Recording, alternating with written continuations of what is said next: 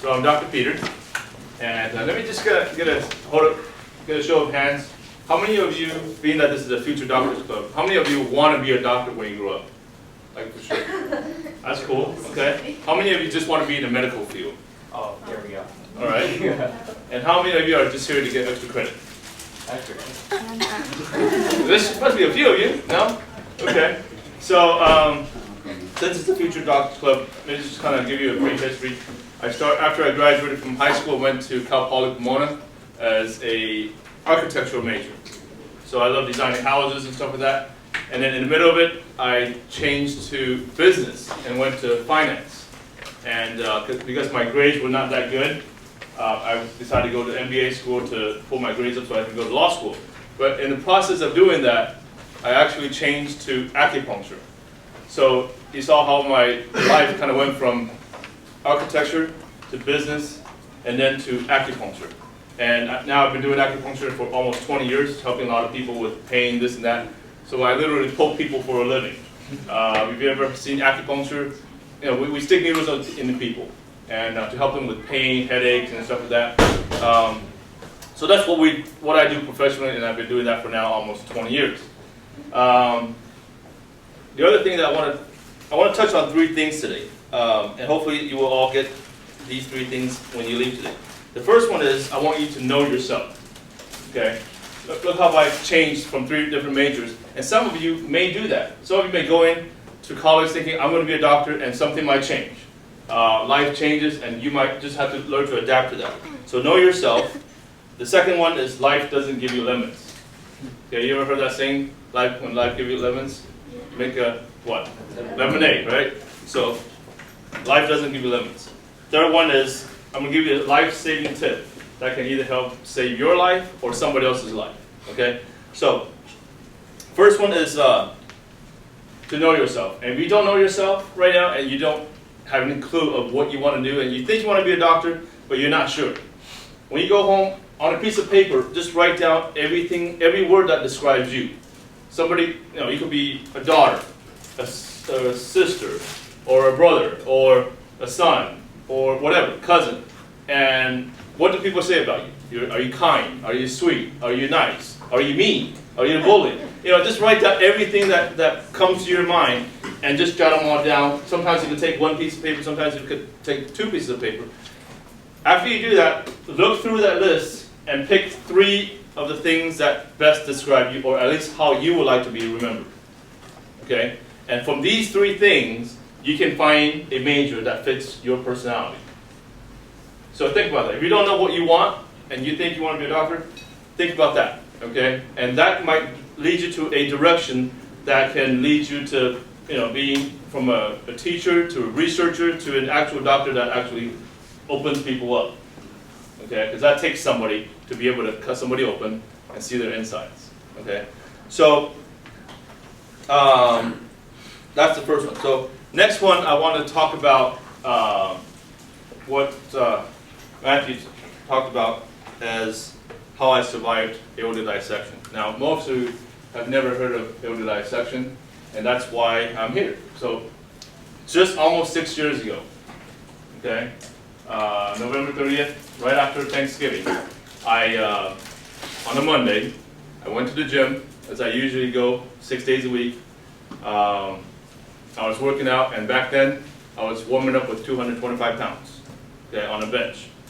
And after I did that, I racked the weight, and I felt it pop in my chest, and the warmth went across my chest. Try to make the story short, within 20 minutes I was paralyzed, my legs were gone. I had to be carried outside, and then I almost went home to sleep it off because I didn't know what was wrong with me. And then when I collapsed on the ground, that's when someone called 911, and they took me to the hospital. And then I was in an ER for 8 hours and nobody knew what was wrong with me. So this is something I want you to really learn is an EKG. Anybody heard of EKG? Or never heard of EKG? So EKG is the electrocardiogram. So what it does is it detects your heart, and then you've seen those waves. Beep, beep, beep. That's your EKG. Okay, that checks your heart. When they checked my EKG was fine. So they had they just thought, okay, is there a spider bite on you? They're just trying to think of all different possibilities of what could have happened to me. And it wasn't until 8 hours later when my other brother came to the hospital to visit me, and he's a doctor, and he said, why don't you do an echocardiogram? At that time, I've never heard of an echocardiogram. So what is an echocardiogram? Echocardiogram is an ultrasound of your heart. When they did the echocardiogram, I can hear the technician start clicking pictures. He's taking pictures of what's going on inside. I said, you found something, didn't you? So I'm laying there, literally dying, all right? I was dying. And she said, yes, I found something. And later on, the cardiologist comes in. Cardiologist is a heart doctor. He comes in and says, you're going to need immediate heart surgery, open heart surgery. I said, what if I don't? He said, you will die. All right? That was November 30th. And this is December 1st, after my heart surgery. Now here, this guy who used to work out 6 days a week, 2 hours a day, pumping iron. I used to leg press 1,000 pounds, squat 600 pounds. All that was prior to this. And after this, I can no longer do any of that. My life changed 180 degrees. For some of you, what's the big deal? You know, it's just weightlifting. But imagine something that's precious to you. Imagine something that you hold on to dear. You know, maybe some of you could be, I can't think of anything right, but some of you, something you hold on to dearly, and it just gets ripped away from you. And they said, you can never do that again. Imagine having a car accident and somebody wipes off your legs. You never be able to walk again. How would you feel? It robs you of your life. So, next slide. So this is me sitting up finally, and all these tubes literally going through me. So what they had to do is they had to crack my chest open. 5 minutes already? Wow, okay. Crack my chest open. And then they had to, what happened was my aorta. Next picture. So this is the aorta right here. See that 3 tubes right there?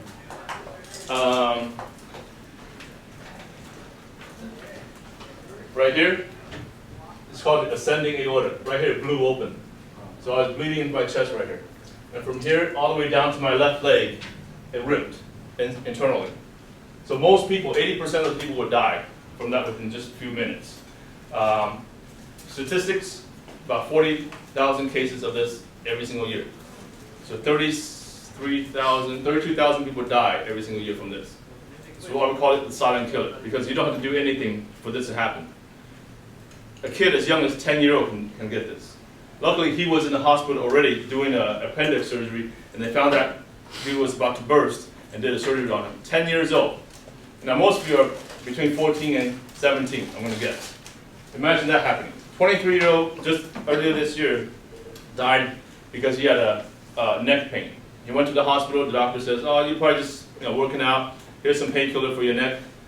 He went home and died that night because his aorta had ruptured. Boom, right here, same thing.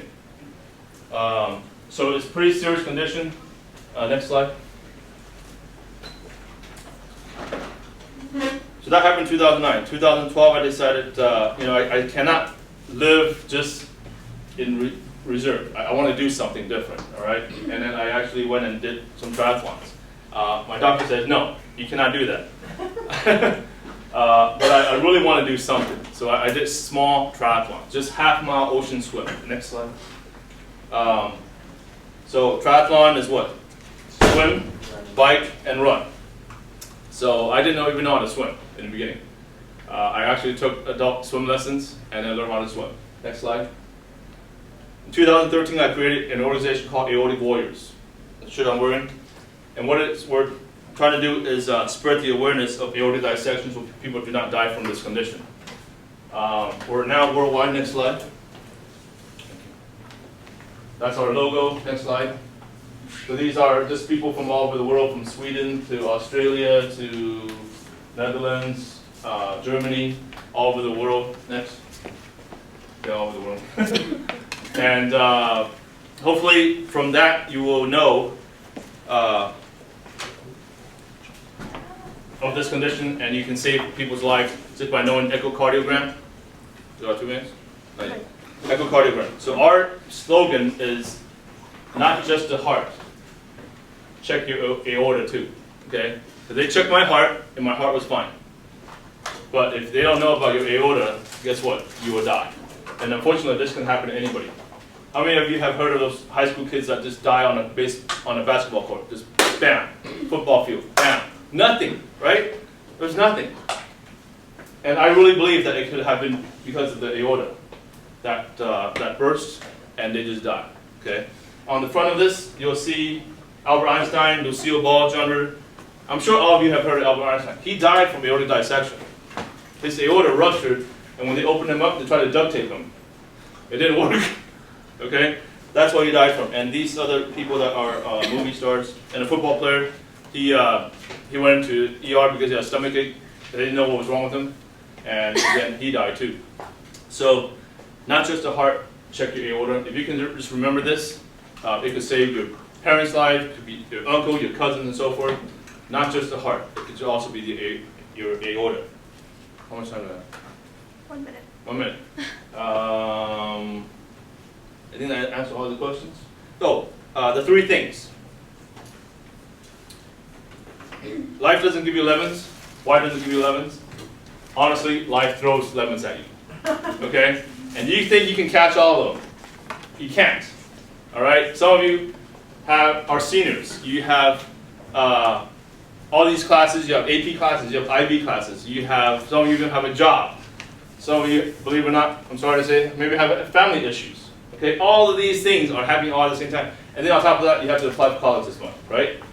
This is the month of college applications. Then you have to apply for financial aid, right? So life doesn't give you lemons. They throw lemons at you, and you have to catch all of them. And some of them will hit you in the face. But the thing is that you have to get up from where you're at. Get up from where you're at. Even when I was paralyzed, I had to get up to walk every single day. It took me 6 months before I could walk 2,000 steps. And then I did the triathlon. So you can do this. And last one is the life-saving tip, which is the ultrasound, okay, echocardiogram. And hopefully that will save some of your loved ones' lives. Am I done? Thank you.